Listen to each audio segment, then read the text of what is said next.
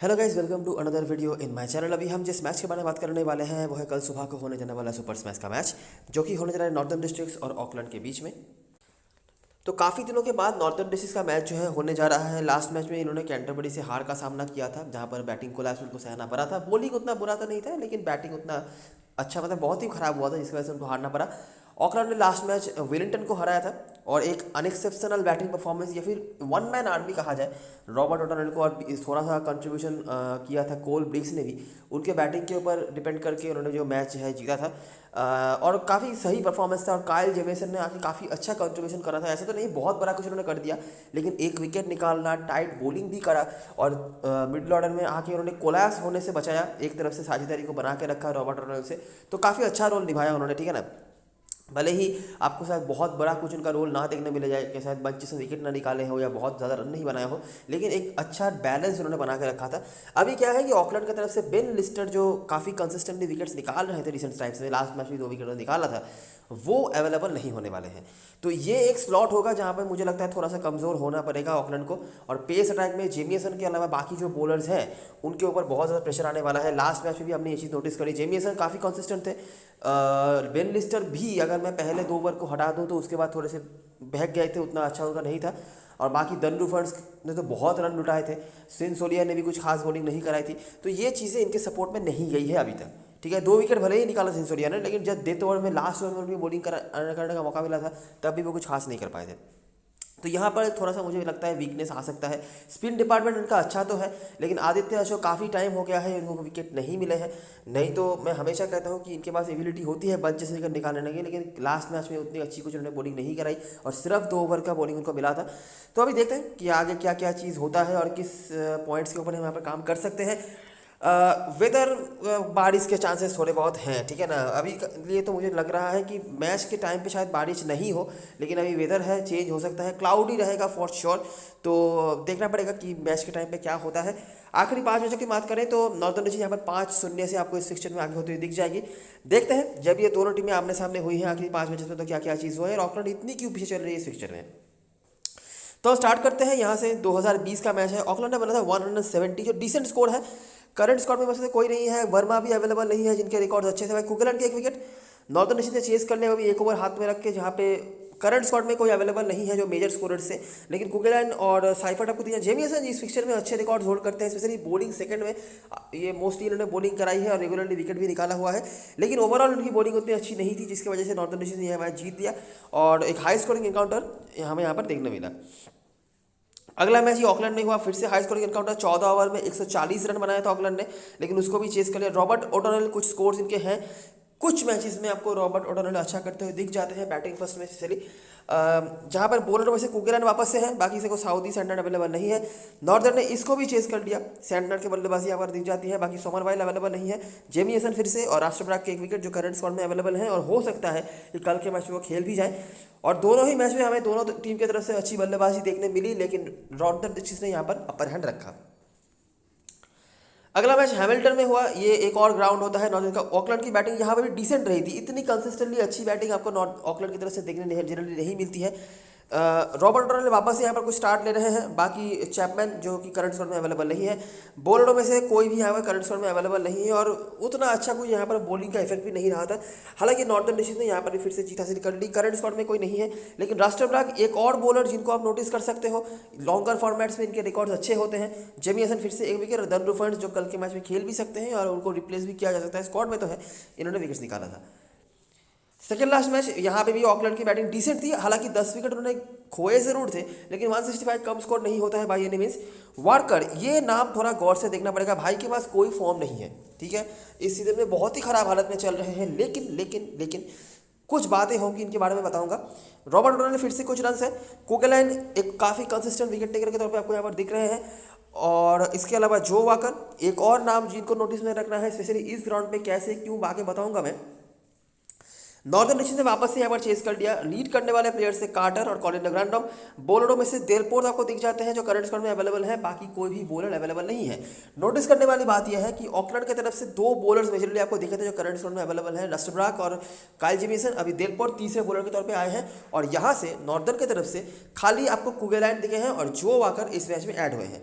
Last match जो हुआ था यहाँ पे कतई ऑकलैंड की बैटिंग पे ही वापसी आ गई। 92 पर वो निपट के, वो भी अपने घर पे, ठीक है, जहां पर फ्रेडी वाकर ने 3 विकेट निकाला हुआ था और बाकी फिशर वर्मा अवेलेबल नहीं है। नॉर्दर्न को ये रन चेस करने में थोड़ा मशक्कत तो करना पड़ा, लेकिन उन्होंने चेस कर लिया, जहां पर सोलिया के 2 विकेट से दिलपोर्ट अशोक के साथ। ठीक है, तो ये मैच तो बिल्कुल ही ऑड हो गया, मतलब कुछ भी यहाँ पे पास्ट मैचेस के साथ अगर कंपैरिजन करा जाए तो सिमिलर नहीं था। लेकिन अगर हम इस एक मैच को छोड़ दें तो Auckland as a batting side बहुत बुरी आपको नहीं दिखेगी। ठीक है, Robert O'Donnell current squad members में से आपको दिखेंगे जिनकी कुछ रन्स हैं। जॉर्ज वाकर ने भी लास्ट सीजन में 2 मैच खेल के 1 मैच में रन बनाया था। बॉलिंग की बात करें, दोनों ही टीमों का ऐसा कुछ खास नहीं है, लेकिन हाँ, Northern as a bowling side बेहतर रही है। देयर इज ए रीजन कि नॉर्दर्न इस फिक्चर में इतना डोमिनेट कर रही है। लास्ट मैच को अगर हम 1 आउट मैच पकड़ भी रहे तो फिर भी आपको Northern as a bowling side बेहतर करती हुई दिखेगी। ठीक है, और ऑकलैंड ने जितने भी रन बनाए हैं 160 प्लस हो, 170 प्लस हो, नॉर्दर्न ने हमेशा इवन 14 ओवर में 140 रन बना के भी ऑकलैंड यहाँ पर मैच हारी है। ठीक है, और अगर हम नॉर्दर्न की तरफ से मेजर बैटिंग परफॉर्मेंस की बात करें तो कार्टर हमें दिखे हैं एक बार। इसके पहले हमें देखो करंट स्क्वाड में से नहीं है, कार्टर है एक बार, यहाँ पे सैंडल वगैरह कोई अवेलेबल नहीं है और बाकी यहाँ पर 20-21, तो कार्टर का ही एक बड़ा स्कोर है। बाकी सब ने कंट्रीब्यूट करा है। ठीक है, 20-21 करके स्कोर्स हैं, नीचे से भी साउदी ने कभी स्कोर बनाया, कुगेलैंड ने कभी स्कोर बनाया। मेजर जो स्कोरर्स हैं खाली कार्टर है, बाकी पहले डेफ चीज हुआ करते थे या फिर विलियमसन के स्कोर हैं, वो तो अवेलेबल नहीं है। ठीक है, और बॉलरों में से भी कुगेलैंड के नाम हमने थोड़े बहुत देखे हैं और रस्टब्राक, जेमिसन, ये 2 नाम हमने देखा है और लास्ट 1-2 मैच में हमने सोलिया को भी परफॉर्म करते हुए देख लिया है। ठीक है, तो बस यही चीज़ें हैं। बहुत ज़्यादा इंडिविजुअल परफॉर्मर्स आपको यहाँ पर देखने नहीं मिलेंगे, जिनका नाम था वो अवेलेबल नहीं है, या तो देव चीज के थोड़े बहुत नाम थे तो वो भी नहीं है, या तो वो खेल नहीं रहे, या तो स्क्वाड में नहीं है, कुछ तो रीज़न होगा जिसकी वजह से वो नाम नहीं है। लेकिन मैचेस ऐसे गए हैं और अगर हम 5 में से 4 मैचेस को फॉलो करें तो हमें मोर देन एवरेज टोटल तो यहाँ पर बनता हुआ दिख रहा है। बराबर। अच्छा, माउंट मांगोरे के कोई मैचेस यहाँ पे नहीं है तो वो हम फोकस पे नहीं रख सकते, लेकिन हैमिल्टन अगर हम देखेंगे जहाँ पे जो भी मतलब नॉर्दर्न डिस्ट्रिक्ट का घर ही होता है तो उसको हम थोड़ा देखेंगे तो 162 166 यहाँ पर बनाया था। रॉबर्ट ओडोनेल, ये नाम कई बार हमने देख लिया है। बाकी रस्टब्राक, डनरू फंड्स और जेमिसन, ये नाम हमें मिले थे। और अगले मैच पर अगर हम देखेंगे तो रॉबर्ट ओडोनेल रिपीट होते हुए, वार्कर, कुगेलाइन, जो वाकर, कार्टर, ये कुछ नाम, और यहाँ से दिलपोर्ट, ये कुछ नाम हमें अपने को मिले हैं। बाकी ऑकलैंड के ही मोस्ट मैचेस हैं, 5 में से 3 मैच ऑकलैंड के, 2 मैच हैमिल्टन में, तो माउंट मांगोरे के कोई भी मैच यहाँ पे नहीं है। ठीक है, तो ये हो गई चीज़ें जो बताने लायक था इस फिक्चर में। नाम कम है लेकिन मैचेस कैसे गए हैं, स्कोर्स कैसे बने हैं, आई होप आपने देख लिया होगा। अभी हम आ जाते हैं ग्राउंड के बारे में बात करने के लिए। इस सीजन का पहला मैच जो था वो इस ग्राउंड पर हुआ था, आपको याद होगा, और वहाँ पे बारिश के चलते मैच काफ़ी छोटा हो गया था। कल के मैच में भी इसके चांसेस हैं, तो ये ध्यान पे रखना, ठीक है ना। और वो मैच बहुत ही अजीब मैच हुआ था, मेजर कोई परफॉर्मेंस वहाँ से किसी का आया नहीं था और मैच हार भी गई थी नॉर्दर्न डिस्ट्रिक्ट्स कैंटरबरी के अगेंस्ट में। तो वहाँ से जो हमने देखा है कि टीम साइफर्ड और कुगेलैंड, इनके परफॉर्मेंसेस रहे हैं हिस्टोरिकली, और ये दोनों ने ही कुछ खास नहीं करा था उस मैच में। टीम साइफर्ड 0 पे निपट गए थे और कैंटरबरी का सिर्फ 1 विकेट गिरा था, जो कि ऑफकोर्स कुगेलैंड ने नहीं निकाला था।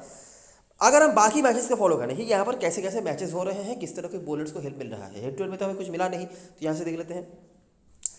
तो नॉर्दर्न डिस्ट्रिक्ट्स बनाया वेलिंगटन का मैच हुआ। ठीक है, नॉर्दर्न ने बनाया 148, उतना बड़ा टोटल नहीं था और वेलिंगटन ने बड़े ही आराम से यहाँ पर चेस कर लिया। पेसर्स के साथ स्पिनर से कुछ विकेट पहले से दिख रहे हैं, साइफर्ड, कुगेलाइन, हैम्पटन। साइफर्ड, कुगेलाइन अपने ऊपर भी देखे तो वहाँ पे यहाँ पे भी है, बाकी हैम्पटन। ठीक है, अगले मैच में आ जाओ। नॉर्दर्न ने बनाया 153, चेसिंग टीम ने वापस से चेस कर लिया, विकेट भले ही गिरे हों। क्लार्क और साइफर्ड आपको दिखते हैं, पेसर्स के ही अपर हैंड है, बाकी लेग स्पिनर अगर आपके पास है तो वो यहाँ पर काम पे आ सकते हैं, जिन्होंने 2 विकेट निकाला हुआ। ओटावा के लेग स्पिनर मतलब पता ही होगा आपको, रिपन की बात हो रही है। बाकी कुगेलाइन यहाँ पे भी है, बाकी ये दोनों जेक गिब्सन या कुछ नाम होगा इनका, और फिशर अवेलेबल नहीं है, पेसर्स हैं जो कि। अगले मैच में आ जाओ, कैंटरबरी बनाम नॉर्दर्न डिस्ट्रिक्ट्स। यहाँ पर एक बॉलर आपको देखने मिल जाएगा, देखो पहले वाले मैचेस में बॉलर नहीं खेले थे, लेकिन वो बॉलर जो है वो है जो वाकर। जो वाकर जो है जनरली माउंट मांगोरे हो जाए जो, और लेग स्पिनर का तो आपने ऊपर देख लिया, तो वो ये एक बॉलर होता है जो जनरली इस ग्राउंड पे इफेक्टिव होता है। और इस फिक्चर में कैंटरबरी के अगेंस्ट में उनके रिकॉर्ड तो वैसे भी अच्छे थे भी, तो उन्होंने यहाँ पे 3 विकेट निकाला हुआ था। बाकी लेग स्पिनर थे सोदी, उन्होंने भी विकेट निकाला, बाकी मोस्टली पेसर्स होते हैं। लेकिन जो वाकर एक बॉलर है जो यहाँ पर अच्छा करते हैं, हेड टू हेड में भी आपने एक बार जो वाकर एक बार फ्रेडी वाकर को देख लिया। दोनों मैच तो नहीं खेले थे दोनों ही बॉलर्स, लेकिन एक मैच खेले थे, दोनों ने तंग करके रखा हुआ था ऑकलैंड के बैट्समैनों को। और नॉर्दर्न डिस्ट्रिक्ट्स यहाँ पर मैच को उन्होंने चेस तो कर लिया, लेकिन काफ़ी मशक्कत करने के बाद स्पिनर्स यहाँ पर 4 विकेट निकालने में सक्षम हुए थे। जो स्पिनर्स ब्लेक कोबर्न थे, जो भी लेग स्पिनर थे, और टॉड एसल का भी 1 विकेट यहाँ पर था। 4 में से 3 जो विकेट थे स्पिनर्स के, वो लेग स्पिनर्स निकाले थे। सेकेंड लास्ट मैच यहाँ पे 176 का टोटल बना, ये डिफेंड हो गया। ऊपर हमने चेज होते हुए देख लिए थे, ठीक है, 140 150 चेज हो रहा था। 170 जैसे बन गया तो यहाँ पर चेज नहीं हो रहा है, मतलब अभी तक इस ग्राउंड पे हमने बहुत रन्स बनते हुए नहीं देख रहे हैं। और विकेट नोटिस करो, बराबर विकेट्स गिर रहे हैं, ठीक है। दोनों इनिंग्स मिलाकर 15-16 विकेट्स मिनिमम तो गिर ही रहे हैं। एक ही मैच, जो पहला वाला मैच था जहाँ पर फिन एलन पागल हो गए थे, वो मैच छोड़ के बाकी अगर आप नोटिस करो तो 15 विकेट गिरे, उसके बाद 19 विकेट गिरे, उसके बाद यहाँ भी 15 विकेट गिरे, ठीक है। पेसर्स का अपर हैंड है, बाकी अगर आपके पास लेग स्पिनर है तो वो, और नहीं तो फ्रेडी जो वाकर होते हैं जनरली, जो वाकर वो यहाँ पर इफेक्टिव जनरली होते हैं, ठीक है। नॉट इंपॉर्टेंट हर मैच में चले, लेकिन मोस्टली इफेक्टिव होते हैं, विकेटलेस नहीं जाते हैं। जैसे कि लास्ट मैच ऐसा हो गया था, बारिश हो गई मैच पे, मैच छोटा हो गया तो वो यहाँ पर विकेटलेस चले गए, ठीक है। ये मैच थोड़ा सा अजीब भी हो गया। पेसर्स का अपर हैंड था, 14 ओवर में 96 बना था नॉर्दर्न डिस्ट्रिक्ट्स ने, जिसको कैंटरबरी ने बड़े आराम से चेस कर दिया, ठीक है। जो टीम प्रिंगल ने यहाँ पर 1 विकेट निकाला हुआ था। तो यहाँ पे मामला यह है कि 170 प्लस अगर आप बनाते हो बैटिंग फर्स्ट करके, तो यहाँ पर विनेबल टोटल माना जाएगा। पेसर्स का अपर हैंड रहता है, रन्स मिड रेंज में ही यहाँ पर रहता है। बैटिंग कोलैप्स भी हमने यहाँ पर होता हुआ देखा है, और उस रन को भी चेस करने के चक्कर में चेसिंग टीम को मशक्कत करनी पड़ी है। अगर आपके पास कोई पिंच हिटर है जो आके बीच में हिट कर सकता है और धमाका मचा सकता है तो अलग बात है, नहीं तो यहाँ पे रन बनाना थोड़ा मुश्किल है। लेग स्पिनर्स अगर आपके पास है आप लेके चलो, और फिंगर स्पिनर्स में से जो वाकर का नाम हमने देखा है, बाकी दिलपोर्ट के कुछ नाम आपको देखने मिल जाते हैं इस फिक्चर में। T20 में तो बहुत ज़्यादा वो खेले नहीं है, पिछले सीजन से थोड़ा बहुत खेलने का मौका मिला, वहाँ पर उनका नाम था, लेकिन लॉन्गर फॉर्मेट में दिलपोर्ट ने भी यहाँ पर विकेट निकाला हुआ है इस फिक्चर में नॉर्थर्न डिस्ट्रिक्ट्स के अगेंस्ट में, ठीक है। तो ये कुछ चीज़ें हैं जो आप नोटिस कर सकते हो इस ग्राउंड के बारे में, और हेड टू हेड की चीज़ें तो हमने डिस्कस कर ली है। अभी आते हैं प्लेइंग इलेवन की तरफ, क्योंकि यहाँ पे बहुत इंपॉर्टेंट चीज़ें मैं आपको बताने वाला हूँ, क्योंकि यहाँ से जो है ओवरऑल हेड टू हेड में और ग्राउंड से हमने बहुत ज़्यादा क्रिस्टल क्लियर नामों को डिस्कवर नहीं करा है जो हमारी टीम में अपने को लेना है, ठीक है। यहाँ पे प्लेइंग इलेवन की जगह पे मैं आपको बताऊंगा कि कौन से प्लेयर्स के कुछ परफॉर्मेंसेज हैं जिनको आप फोकस पे रख सकते हो। ओवरऑल अगर हम बात करें, चाहे वो लॉन्गर फॉर्मेट हो, रेड बॉल क्रिकेट हो, क्योंकि T20 में जिन प्लेयर्स के नाम थे वो तो मोस्टली अवेलेबल नहीं है, ठीक है। नॉर्दर्न की तरफ से बात करें, साइफर्ट का देख लो क्या है, कोई कंसिस्टेंसी इनमें नहीं है। मैं हमेशा कहता हूँ अगर वो चेस कर रहे हैं आप इनको देख सकते हो।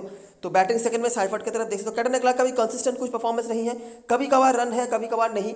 इस सीजन में जो 2 मैचेस हुए हैं, दोनों ही मैच में फोर्थ ट्रॉफी में हुआ था। मैं बता दूँ क्या हुआ था, दोनों ही मैच में ऑकलैंड ऐसे बैटिंग साइड उतनी अच्छी नहीं थी, ठीक है। नॉर्दर्न डिस्ट्रिक्ट ने दोनों ही मैच पर अच्छी बल्लेबाजी करी। एक मैच में बारिश की वजह से मैच वो बंद हो गया, नहीं तो वहाँ पे भी उनकी बल्लेबाजी अच्छी चल रही थी।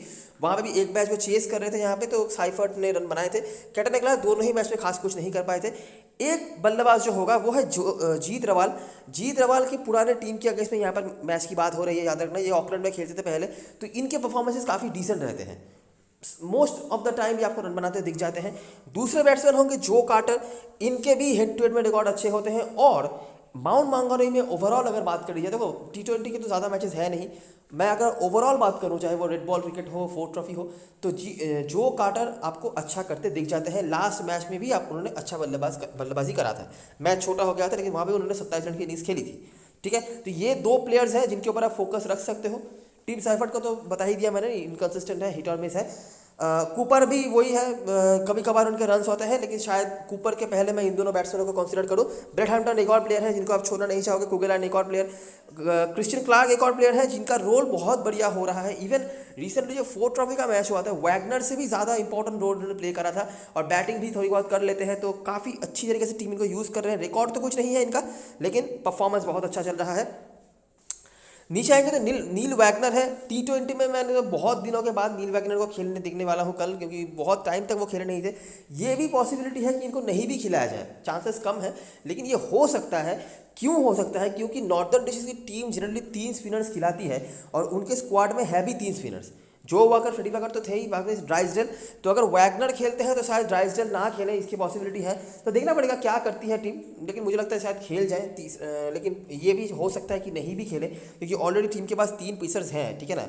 तो वैगनर अगर ड्रॉप भी हो जाए तो भी बहुत ज़्यादा शॉकिंग कुछ होगा नहीं। तो ये आपको तो प्लेइंग 11 बनाने के बाद पता चल ही जाएगा। यहाँ से जो प्लेयर्स हमारे लिए इंपॉर्टेंट है वो है जो वाकर, क्लार्क, क्योंकि इनका रोल बहुत बढ़िया हो रहा है। अभी वैगनर अगर खेलते हैं तो हो सकता है थोड़ा इनका रोल बदल भी जाए, लेकिन अगर वैगनर नहीं खेलते हैं तो तब तो मस्ट हैव हो जाएंगे ये। कुगेलैंड, हैम्पटन, यहाँ से 3 हो गए। उसके बाद रवाल, कैटन क्लार्क और जो कार्टर में से 2 आपको लेके चलना है। मेरा सजेशन रवाल और कार्टर की तरफ होगा। तो यहाँ से हो गए 5, टीम साइफर्ट छठे ऑप्शन। और अगर 7वां प्लेयर आप वैगनर खेल रहे हैं तो वैगनर को ले सकते हो, या फिर फ्रेडी वाकर में से किसी को। और अगर वैगनर नहीं खेल रहे हैं तब तो क्रिश्चियन क्लार्क आपके लिए मस्ट हैव होंगे। ठीक है, ऑकलैंड की तरफ से बात करते हैं। ऑकलैंड की तरफ से एक प्लेयर जिनके बहुत ही बुरे दिन चल रहे हैं वो है जॉर्ज वाकर। लेकिन जॉर्ज वाकर एकमात्र प्लेयर रहे थे ऑकलैंड की तरफ से। रिसेंटली जो फोर्थ ट्रॉफी का भी मैच हुआ था वहाँ पे दोनों ही इनिंग्स पे उन्होंने रन बनाया था। और जब से ये सेंट्रल के होकर भी खेलते थे तब से भी इनके इस फिक्सचर में काफ़ी रन्स रहे हैं, चाहे वो कोई सा भी फॉर्मेट हो जाए। ठीक है, नॉर्थर्न डिस्ट्रिक्ट्स के अगेंस्ट में जॉर्ज वाकर अच्छा करते हैं। लास्ट सीजन में भी 2 मैच में से एक में उन्होंने रन बनाया था, 30 और 30-40 के आसपास रन बनाया था। एक में तो चलो पूरी टीम कोलैप्स हो गई थी, उनका क्या ही कहें। लेकिन ये एक ऐसे प्लेयर हैं जो जनरली आपको नॉर्थर्न डिस्ट्रिक्ट्स के अगेंस्ट में चलते हुए दिखते हैं। कोल ब्रिक्स अच्छा कर रहे हैं, स्पेशली बैटिंग फर्स्ट में मैं कहता हूँ। बैटिंग सेकंड में आप सोच सकते हो, हालांकि अगर आपको ज़्यादा कुछ इधर उधर नहीं आपके पास ऑप्शन है अच्छे खासे तो इनको लेके चलो। अच्छा कर रहे हैं, रन बना रहे हैं, तो वो वाली बात नहीं है। विल ओडोनेल खास कुछ नहीं है। रॉबर्ट ओडोनेल अच्छे परफॉर्मेंसेस हैं, लास्ट मैच में अच्छा बना के आए हैं, बिल्कुल लेके चल सकते हैं हम। सिंसोलिया वैसे भी आपको रखना पड़ेगा, 4 ओवर की बॉलिंग मिल रही है और बैटिंग की जो हालत है, इनके पास बैटिंग भी आ रहा है। बेन हॉर्न मुझे लग नहीं रहा कि आप यहाँ पर कंसीडर कर पाओगे। चेस अगर कर रहे हैं तो कोल ब्रिक्स की जगह पर अगर रिस्क लेना चाहो ले सकते हो, नहीं तो नहीं भी लोगे चलेगा। जेमिसन लेना पड़ेगा क्योंकि इनका रोल बहुत इंपॉर्टेंट हो रहा है। इनको बैटिंग भी मिल रही है, 4 ओवर की किफ़ायती बॉलिंग भी करा रहे हैं। स्पेशली अगर वो बॉलिंग सेकंड कराते हैं तो ज़्यादा इंपॉर्टेंट हो जाता है। मैं इनको एज ए बॉलर बहुत हाईली रेट नहीं करता T20 में, लेकिन इनका रोल बहुत बड़ा हो रहा है। उसके बाद नीचे आओगे तो आदित्य अशोक, लुई देलपोर्ट दोनों स्पिनर्स हैं। आदित्य अशोक उतना अच्छा नहीं कर रहे हैं, परसेंटेज भी बहुत कम होता जा रहा है। लेकिन अभी भी मैं कहूँगा कि लेग स्पिनर है, इनको छोड़ना सजेस्टेड नहीं होगा मेरी तरफ से। लेके चलो अगर बहुत ज़्यादा दिक्कत नहीं हो रहा है तो। नीचे दनरूफर्स या मैट गिब्सन में से कोई एक खेल सकते हैं। और राष्ट्रब्राग के रिकॉर्ड अच्छे हैं, स्पेस बचे, बॉलिंग सेकंड करा रहे हो, लेके चलो। ठीक है, याद रखना इस ग्राउंड पे बहुत रन्स नहीं बनते हैं। ठीक है, और हेड टू हेड में तो वैसे भी हमने बल्लेबाजी अच्छा होता है देख लिया है दोनों टीमों का, लेकिन इस ग्राउंड पे बहुत रन्स नहीं बनते हैं। तो थोड़ा बैलेंस या बॉलिंग हेवी टीम भी अगर बनाओगे तो मुझे लगता है इस फिक्सचर में फ़ायदे में रह जाओगे। ठीक है, तो बाकी हमारे टीम में जो प्लेयर्स होंगे, वार्कर देखो फॉर्म नहीं है, रिकॉर्ड अच्छा है लेकिन फॉर्म का कोई अता पता नहीं है, तो वो आपके ऊपर है अगर आप लेके चलना चाहते हो तो। कोल ब्रिक्स, रॉबर्ट ओडोनेल में से किसी एक को लेना, या फिर अगर आप वार्कर को ड्रॉप करना चाहते हो उनके फॉर्म की बेसिस पे तो वो भी आपको मतलब तीनों में से 2 को लेकर चलना। ठीक है, मोस्टली जो मैं कहना चाहता हूँ। सिंसोलिया को वैसे भी रखना पड़ेगा, जेमिसन का भी वही सीन है। नीचे आओगे तो आदित्य अशोक के ऊपर मैं कहूँगा एक बार फिर से चांस लेने को। अगर बॉलिंग सेकंड करा रही है टीम तब यहाँ पे राष्ट्रब्राग को भी एक बार के लिए देख लेना। लुई देलपोर्ट और आदित्य अशोक में से अगर एक को लेने का वो हो तो मैं आदित्य अशोक का ही सजेशन दूंगा, क्योंकि ये लेग स्पिनर इस ग्राउंड पे जनरली खाली हाथ नहीं जाते। कम से कम 1 विकेट की उम्मीद तो मेरे को है। ठीक है, कैप्टन चॉइस की बात करें तो साइफर्ट, हैम्पटन, इन दोनों के आसपास लोग जा सकते हैं। उसके बाद क्रिश्चियन क्लार्क, कैटन क्लार्क क्योंकि ओपनिंग कर रहे हैं और हिट और मिस है, ये जिस दिन चलते हैं काफ़ी लंबा खींचते हैं। ठीक है, इनके परसेंटेज ज़्यादा होंगे और रिस्क बहुत ज़्यादा रिस्क है। कुगलैन और जो वाकर का वो है मैंने आपको दिखा दिया। उसके बाद कार्टर, रवाल जो दोनों मेजर बैट्समैन होंगे और दोनों शायद एक का तो परसेंटेज कम ही होगा, मैं पक्का कह सकता हूँ इनमें से। ऑकलैंड की तरफ से सोलिया और ब्रिग्स यही दोनों परफॉर्म कर रहे हैं और जेमिसन कल लास्ट मैच के बाद और जेमिसन, रॉबर्ट ओडोनेल दोनों ही लास्ट मैच के बाद इनके परसेंटेज हाई होंगे और बहुत ज़्यादा रिस्क है। तो वार्कर और बॉलरों में से राष्ट्रब्राग और आदित्य अशोक का जो स्लॉट है मैंने बता दिया। अच्छा, टीम से पहले एक बात मैं बता दूं, ड्रीम 11 का आपने देख ही लिया होगा कि क्या होने जा रहा है 22 तारीख से, कि 10 प्लेयर्स ले सकते हो एक टीम से। तो समझ ही रहे हो कि इस तरीके से तो आप कोई एनालिसिस कर नहीं सकते। अगर एक टीम से 10 प्लेयर ले लिया तो क्या ही टीम बनाओगे आप। तो कोशिश करना ड्रीम 11 ना खेलने का। ठीक है, और बाकी ऐप्स पे खेलने का जहाँ पे अभी भी ऑर्थोडॉक्स टीमें सही होंगी। ये 10 टीमों का मामला तो मेरे समझ में नहीं आ रहा है, क्या ही सोच के लोग कर रहे हैं। तो जो भी है अभी उनकी मर्ज़ी, वो करें अपना, उनका ऐप जो भी है, हम हमारे हिसाब से चलते हैं। ठीक है, तो ये ऐसा स्ट्रक्चर मैंने बताया है। बनाया है रॉबर्ट ओडोनेल को मैंने रिस्क लिया है वार्कर के जगह पे। अगर आप चाहो तो वार्कर के बदले में उनको ले सकते हो। वार्कर का फॉर्म अच्छा नहीं है, रिकॉर्ड अच्छा है। रॉबर्ट ओडोनेल चलो कुछ तो बना रहे हैं, 20-25 जो भी हो उनका है और परसेंटेज भी उनका हाई ही है, थोड़ा बहुत फॉर्म भी उनका है, तो इसीलिए ये दोनों में से सिलेक्शन आप कर लेना। साइफर्ट, रिकॉर्ड थोड़े बहुत अच्छे हैं, कंसिस्टेंसी नहीं है। कोल ब्रिक्स, रिकॉर्ड वगैरह कुछ नहीं है लेकिन कंसिस्टेंट रन बना रहे हैं। तो ये दोनों में से भी सिलेक्शन आपको करना है। मुझे लगता है अगर लोग एक कीपर लेके जाएंगे तो साइफर्ट की तरफ पहले जाएंगे, नाम के ऊपर डिपेंड करके। ठीक है, और दूसरी तरफ से बाकी बॉलिंग ऑप्शंस की बात करें तो मैंने कुगलैन, जो वाकर, क्रिश्चियन क्लार्क और हैम्पटन को रखा है। यहाँ पे वैगनर हो सकते हैं और फ्रेडी वाकर खेल सकते हैं। अगर वैगनर खेलते भी हैं, वैगनर और फ्रेडी वाकर दोनों खेलते हैं, और अगर आपको एक बॉलर लेना है तो मेरा सजेशन फ्रेडी वाकर की तरफ होगा देन वैगनर। रीज़न ये है कि वैगनर को मैंने T20 में खास कुछ कभी करते हुए देखा नहीं है, और रीसेंट टाइम्स में उनके परफॉर्मेंसेस वाइट बॉल फील्ड में उतने अच्छे नहीं रहे हैं, अगर हम पहले जो इसी दिन के 2-3 मैचेस हुए हैं उसके बाद छोड़ दे तो। हालांकि नाम है तो वो लोग देख सकते हैं, और जैसे कि ऑकलैंड की बैटिंग है और टॉप ऑर्डर में अगर आप वार्कर के फॉर्म को भी देखो तो वो भी अच्छा नहीं चल रहा है, तो उनको विकेट्स मिल भी सकते हैं, तो इसीलिए सेफ रहने के लिए आप दे सकते हो। लेकिन मेरा सजेशन मैंने बता दिया, बाकी वो आपकी मर्जी है आपको क्या करना है। जेमिसन को रखा है, जेमिसन को रखने का रीज़न यही है, ये बहुत बढ़िया कुछ नहीं कर रहे हैं लेकिन इनका रोल बहुत बढ़िया हो रहा है, इनको ढंग से बैटिंग भी मिल रही है, प्रॉपर बॉलिंग भी मिल रही है, और इंजरी से वापस आते ही जिस तरीके की उन्होंने बॉलिंग कराई थी लास्ट मैच में, काबिल तारीफ है।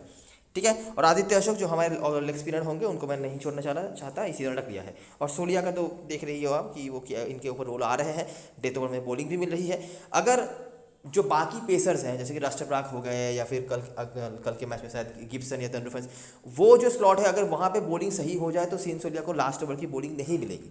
ये हर मैच का सीन नहीं होगा, मैं पहले ही बता दूं। अगर बाकी बॉलर सही क्लिक ना करे तब जाके इनके ऊपर रिस्पॉन्सिबिलिटी जा सकती है, नहीं तो नहीं। ठीक है, और बैटिंग का तो आपने देखा है कि चेज में बेहतर करते हैं, बाकी एक मैच को छोड़ के बैटिंग इन्होंने कुछ खास करा नहीं, लेकिन दोनों तरफ से क्योंकि काम पे आ रहे हैं तो इसीलिए इनको रख के चलना है। कैप्टन वाइस कैप्टन चॉइस की बात करें तो यहाँ पे थोड़ा सा मुश्किल मुझे लग रहा है कि क्रिस्टल क्लियर कोई कैप्टन वाइस कैप्टन की ऑप्शन नहीं है। कुगेलाइन एक ऑप्शन है, बैटिंग बॉलिंग दोनों तरफ से रिकॉर्ड्स अच्छे हैं लेकिन बहुत ही इनकंसिस्टेंट है, वो आप देख सकते हो। बाकी अगर आप परसेंटेज जो प्लेयर होंगे जैसे कि हैम्पटन, सोलिया, क्रिस्टियन क्लार्क, इनके साथ भी जा सकते हो तो वो भी चलेगा।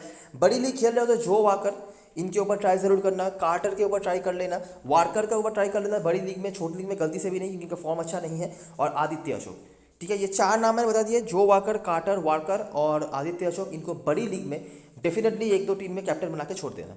छोटी लीग में मैं सजेस्ट नहीं कर रहा, और बार बार याद दिला दूँ कि ड्रीम 11 पे अभी ना ही खेलो तो बेहतर, 10 प्लेयर के साथ टीम बनाना तो मेरे समझ के तो परे है, तो देख लेना आप। ठीक है, तो यही सारी चीज़ें और सारी एनालिसिस, अगर वीडियो पसंद आई हो तो लाइक ज़रूर करना, सब्सक्राइब करना चैनल को, टेलीग्राम चैनल पे ज़रूर ज्वाइन हो जाना क्योंकि लास्ट मोमेंट पे सारी अपडेट्स वगैरह वही पाने वाली है। तब तक के लिए best luck for this match and go for now.